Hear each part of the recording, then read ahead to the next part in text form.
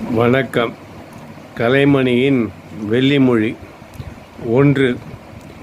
வீழ்ச்சியிலும் பெரும் வீழ்ச்சி நாம் தன்னம்பிக்கையை இழந்து விடுவதே.